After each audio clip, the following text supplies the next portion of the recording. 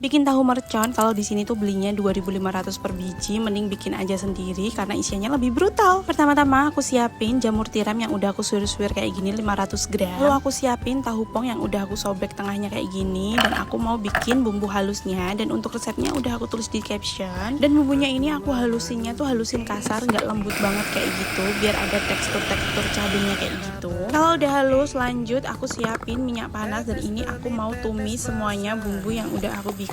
Kalau teman-teman suka pedes, teman-teman bisa tambahin cabenya. Lalu aku masukin daun salam, gula, penyedap rasa, micin, garam, dan kaldu ayam. Dan setelah itu aku masukin jamur tiram yang udah aku cuci, masukin semuanya, dan kita aduk campur sampai rata. Dan ini aku tambahin air sedikit. Lanjut ditutup kurang lebih 5 menit aja karena jamur tiram tuh cepet banget matengnya. Terus aku tuangin ke tempat wadah kayak gini biar agak adem dulu. Sambil nunggu jamur tiramnya adem, aku bikin adonan tepungnya. Ini aku pakai tepung terigu dan bumbunya, lalu ditambahin air, dan teman-teman bisa sesuaiin airnya. Dan kalau menurut aku sih sarannya jangan terlalu cewer biar nanti adonannya tuh bisa nempel ke tahunya. Setelah bikin adonan tepungnya, tinggalin dulu, aku mau masukin jamurnya ke tahunya. Dan kalau bikin sendiri tuh senengnya gini, isinya tuh brutal teman-teman, sesuai selera kita, dan ini tuh jadi banyak banget. Lanjut aku siapin minyak panas buat menggoreng tahunya, dan ini jangan salfok sama wajan penggorengannya karena ini usianya udah 10 tahun, tapi aku suka banget sama wajan penggorengan ini karena yang penting minyaknya bukan minyak jelantah, dan juga wajan penggorengannya bersih ya bun. Which is tahu mercon ini tuh bisa jadi ide teman makan nasi ataupun teman minum kopi. Karena ini tahunya udah kering, mari kita angkat. By the way bun, untuk jamur tiram 500 gram tadi bisa jadi 20 tahu loh. Masak sederhana bersama keluarga Mandung, selamat dicoba, semoga bermanfaat ya.